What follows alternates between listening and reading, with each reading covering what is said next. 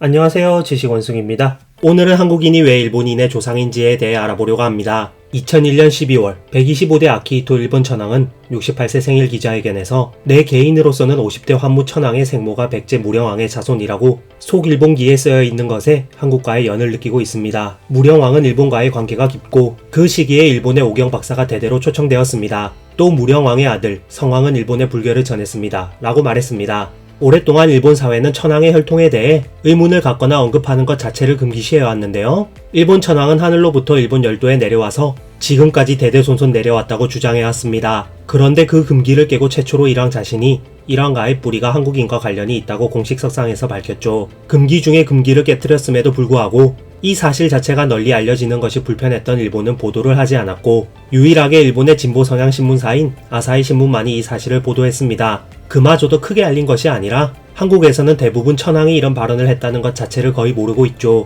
이 발언에 따라 2004년 8월 3일 당시 일본 아키히토 천황 오촌 당숙인 아사카 도모이코 씨가 충청도 공주에 위치한 무령왕릉을 방문해 무령왕릉 내부로 들어가 무령왕에게 제사를 지냈습니다. 그런데 참 이상합니다. 한국인이 일본인의 조상이라니. 누가 봐도 일본인은 한국인과 다르게 생겼거든요. 한국인 입장에서 얼굴만 딱 놓고 보았을 때 몽골 사람의 얼굴은 한국인과 구별이 잘 되지 않을 정도로 비슷한 반면 일본 사람의 얼굴은 딱 봐도 뭔가 일본스럽다라는 느낌이 있습니다. 뭐라 말로 설명하기는 힘들지만 일본 사람은 일본 특유의 외모를 가지고 있죠. 분명히 한국인과 구분되는 외모적 특징을 가지고 있습니다. 우선 일본인들은 한국인들에 비해 평균 키가 작은 편인데요. 2019년 국제역학연구그룹 NCD에서 실시한 만 19세 남녀 평균 신장 조사에 따르면 한국 남성의 평균 키는 175.5cm, 한국 여성의 평균 키는 163.2cm였고 일본 남성의 평균 키는 172.1cm, 일본 여성의 평균 키는 158.5cm였습니다. 그리고 일본 사람들은 키뿐만이 아니라 체격, 골격 자체가 아담하고 슬림하다는 느낌을 주는데요. 실제로 일본은 키나 체격이 있는 것보다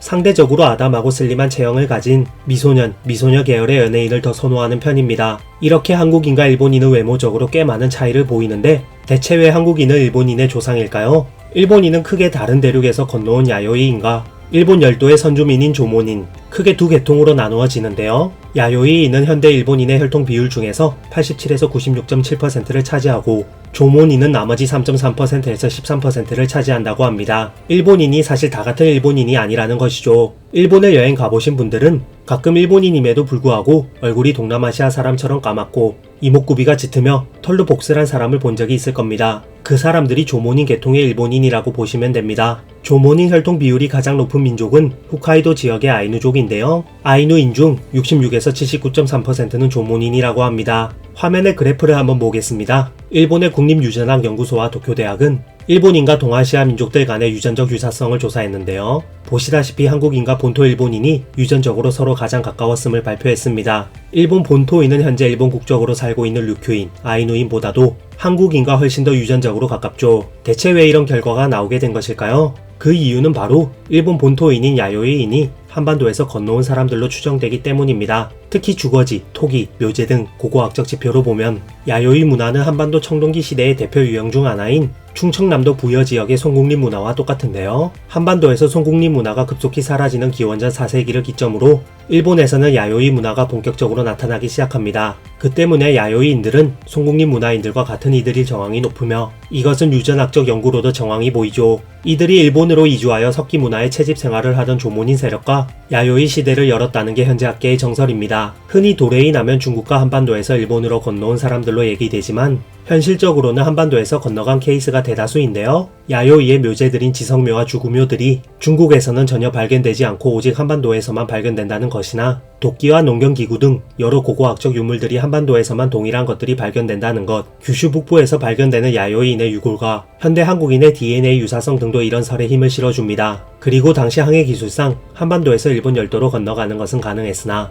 중국 대륙에서 일본 열도로 바로 건너가는 것은 거의 불가능했죠. 현재 일본 교과서에서도 야요이인들은 고고학적 유물과 묘제를 증거로 한반도에서 건너온 것으로 가르치고 있습니다. 제레드 다이아몬드가 쓴 책 총균쇠에 따르면 기원전 400년경 한반도인들이 대거 일본으로 이주하였는데 그때까지만 해도 일본에 사는 이들은 돌연장을 사용하던 수렵채집인이었고 아직 농경민이 아니었는데요. 다만 지구상에서 가장 잘 사는 수렵채집인이었습니다. 숲에는 밤과 호두 같은 견과류가, 바다에는 조개류와 어류가 풍부했죠. 하지만 수렵채집 사회의 생산성은 결국엔 집약적 농경 사회에 역전당하기 마련인데요. 한반도에서 쌀농사가 시작된 건 기원전 2200년부터였습니다. 금속 연장은 기원전 1000년부터 사용했죠. 다만 초기에는 한반도 농경민의 생산성이 일본의 수렵 채집인보다는 낮았는데요. 일본의 자연환경이 워낙 좋았기 때문입니다. 그래서 한반도 농경인이 일본으로 넘어가 살고 싶어도 그럴 수 없었죠. 일본에 있던 수렵 채집인과의 경쟁에서 이겨낼 수 없었기 때문이었습니다. 그러나 기원전 400년경부터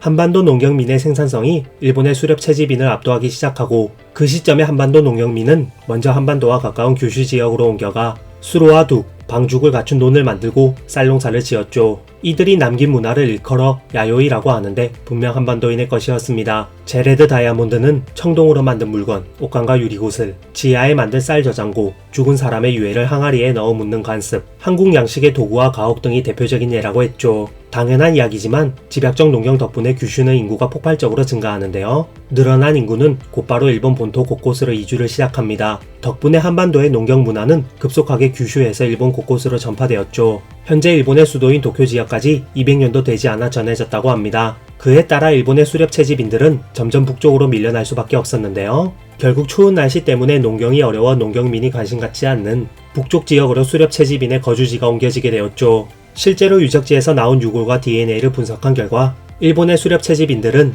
오늘날 일본 북쪽에 사는 아이누족과 비슷했는데요. 오늘날의 일본 소수민족 아이누족은 옛 일본 선주민, 수렵 채집인의 후예인 것입니다. 반면 오늘날 본토 일본인의 대부분은 한반도에서 건너간 사람들의 후예인 것이죠. 그래서인지 백제의 경우 일본의 전신인 야마토 정권과 매우 친하게 지냈는데요. 과거 한반도 계열 국가 중 일본과 가장 친한 국가를 선정하면 당연히 백제가 제일 먼저 언급됩니다. 백제와 일본의 우호 관계는 근초고왕 시기부터 시작하는데 백제가 한창 최전성기를 누리고 있을 무렵 근초고왕은 아들인 군수고왕을 보내 백제 국왕의 칠지도를 선물했고 이로써 백제 왕실과 일본 왕실은 동반자 관계로 성장할 수 있었죠. 후에 백제가 당나라에 의해 멸망하려고 하자 일본은 자신들 군주의 즉위시까지 미루고 대규모 지원군을 백제로 파견했는데요. 이 모습을 보면 백제와 일본이 얼마나 친하게 지냈는지를 알 수 있습니다. 오모토 게이이치 도쿄대 명예교수는 일본 문부과학성 지원 아래 수행된 일본인과 일본 문화의 기원에 관한 연구 프로젝트의 총책임자였는데요. 그는 이런 말을 남겼습니다. 한국인과 일본인을 유전학적으로 구분하기가 어려울 정도로 비슷하다.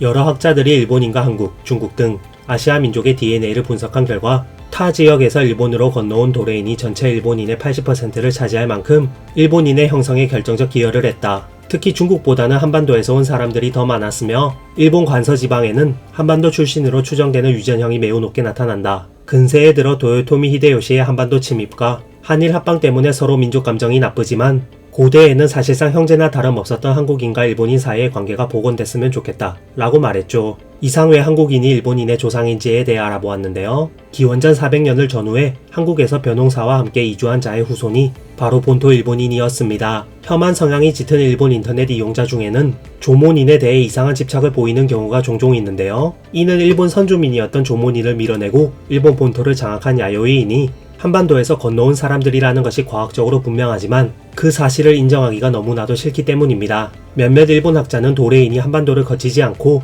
시베리아, 만주, 중국 대륙 남부에서 바로 건너왔다고 주장하는데 이 주장은 어떻게든 한국인과의 직접적인 관계를 피하고자 만들어낸 정치적 의도가 담긴 주장이라고 보시면 될 것 같습니다. 한국과 일본 사이에 명백한 문화적 연속성이 있음은 알고 있으면서도 혈연 관계까지 인정하면 안 된다는 신념에 의한 주장이죠. 최근까지의 연구 결과만 놓고 보면 한반도인을 일본인의 형성에 혈연적으로 큰 영향을 준 것이 확실합니다. 하지만 새로운 연구 결과가 나와 이러한 사실이 다시 뒤집힐 수도 있을까요? 아니면 기존의 연구 결과가 더 확실해지게 될까요? 여러분들의 생각을 댓글로 남겨주세요. 이상 지식원숭이였습니다.